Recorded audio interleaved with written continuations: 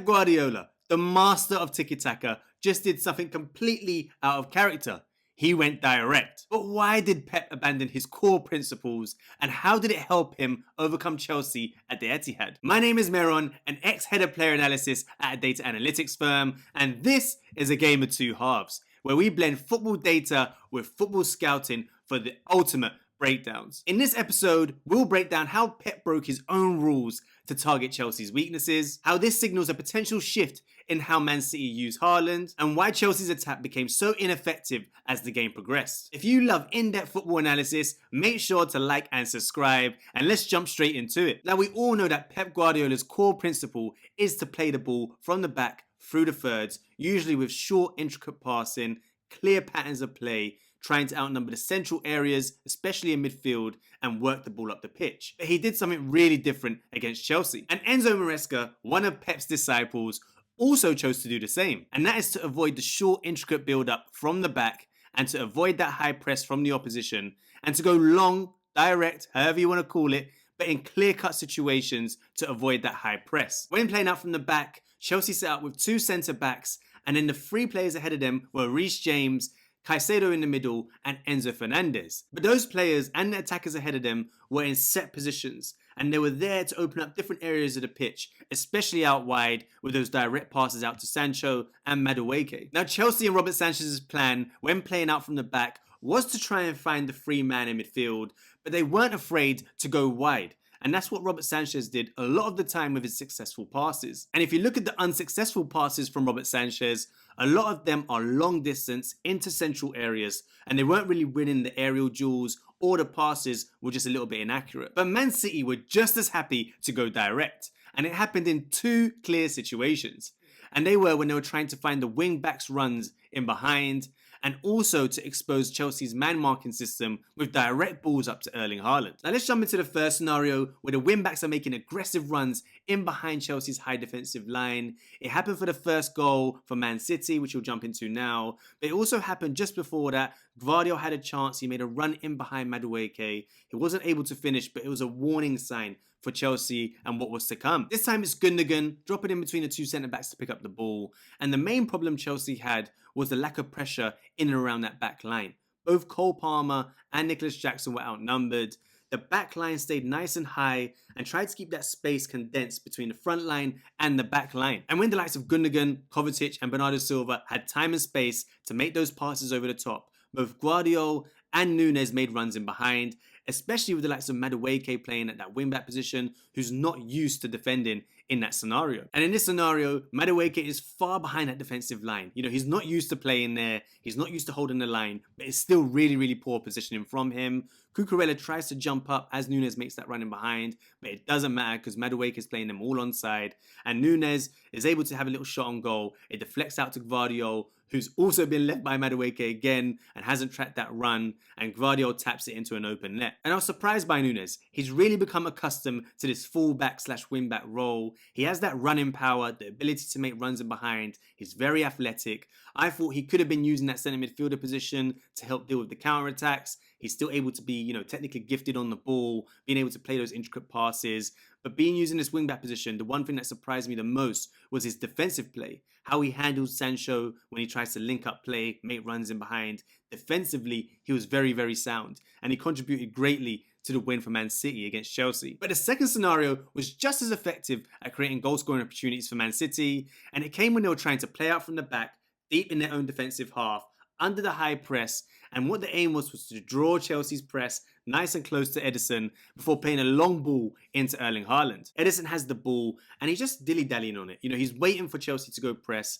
Palmer tries to curve that run, block off that pass into Akanji, but Man City don't care about playing out from the back. And it's even more interesting you see the positioning of the centre midfielders and the wing-backs. All three centre midfielders from Man City are deep in their own half, narrow and very close together. And the aim is to draw the Chelsea midfield out of position away from protecting their back line. You can see the positioning of the wing backs deep in their own half. They're not high and wide alongside Erling Haaland. They're deep in their own half, again, trying to draw out Madueke and Cucurella. And as Ederson plays this ball long to Erling Haaland, you can see even the box number 10s are trying to draw the centre-backs that are man marking them away from Erling Haaland so they can leave Erling Haaland 1v1 against one of the centre-backs. And this is the kind of situation that Erling Haaland has been craving for at Man City. Spacing behind, 1v1 duels, the ability to use his physicality to bump players underneath the ball, pin players, and in this situation he bumps Chalobah underneath the ball using the physicality and timing correctly. Then he's able to sprint in behind into that open space, and then he's one-on-one with Chalobah. And I just can't explain why Robert Sanchez has come out to the edge of the box and tried to sweep this in the first place, let alone stay on the edge of his box and try and save the ball from around 10 yards away. It just leaves an open net for Erling Haaland to clip the ball into, and he puts Man City 2-1 up. But this isn't the first time that Pep has abandoned his core principles. If you remember, in the April 2023 game against Arsenal, when Rob Holding was playing at centre-back, they just avoided that high press from Arsenal completely, clipping that ball into Erling Haaland's feet, and it led to the first goal against Arsenal in that game. And if you look at the data from Man City this season, in terms of the amount of long passes they're playing per game, it's around 51.7, which is last in the Premier League. But in the game against Chelsea, they ended up playing 65 long passes, and you can see the effect that had on that Chelsea back line time and time again when they went a bit more direct. And Erling Haaland will love this. If you remember early on in his career at Man City, he was making so many runs in behind that back line. It was what he was used to in the Bundesliga with the space to exploit. And even when there was space to exploit against the opposition, Man City were not using Erling Haaland to his full potential. And then when you add in the purchase of Marmoush, and especially how well he played against Chelsea, his aggressiveness and timing and speed of his runs are so effective. That timing, that speed, that aggressiveness of that run will be a problem for opposition teams. And that ability for Man City to go direct from goal kicks, when they have time and space on the ball in the middle of the pitch to make those runs in behind, will be a very, very useful and effective weapon in the upcoming games this season. Now make sure to like and subscribe if you enjoyed the content, and leave a comment down below on what you thought of the game. Was it right for Pep to abandon his core principles and go long, taking that page out of the Tony Pulis style of play? And should they carry on doing it in the future games they have coming up? But the other benefit from Man City going direct was they nullified Chelsea's high press and their ability to create chances from transitions, which they did numerous times at the start of the game. And if we look at the XG timeline from the game, you can see that the majority of Chelsea's chances, and the big chances in particular, come in that opening 30 minutes. That's where they created the most XG in that first half, and it was when they were nicking the ball off Man City in those high areas and creating chances on goal. And I know that Kusanov made the mistake for that first goal, but it was actually a big moment after that, earlier on in the first half, where Chelsea could have put the game away and put themselves 2-0 up, and it was when Cole Palmer was set through on goal after Chelsea nicked the ball in that mid-block. Akanji steps up with the ball, and he attempts to play that ball into Marmoush's feet, who's not quite set and ready to receive. Chalobah reads the play really well, and he's able to nick the ball from Marmoush, and that's when they're off. There's a lot of space to play in behind, and Cole Palmer sets to make that run in between Akanji and Kovacic. Now Chalobah actually delays his pass a fraction too long, and that's where Akanji and Kovacic hold that line, reading the passing triggers, and that would have led to Cole Palmer being offside. But Kusanov is inexperienced in his back line. He's probably used to dropping with his previous team, and he doesn't quite hold the line with Akanji and Kovacic, and that sets Palmer free on goal with Jackson in support. And all that's required here to put Chelsea 2-0 up is a simple pass from Palmer, nicely weighted for a first time finish for Jackson, but he overhits the pass slightly, and Jackson isn't quite as strong and confident on his left foot to take that first time, which I think he should have still done, but he then takes a touch, sets it back for Sancho, who has a shot on goal. But it's that dangerous scenario just before that little cut back to Sancho, where if Palmer could have weighted that pass just a bit better, or Jackson could have actually had the confidence to go with his left foot,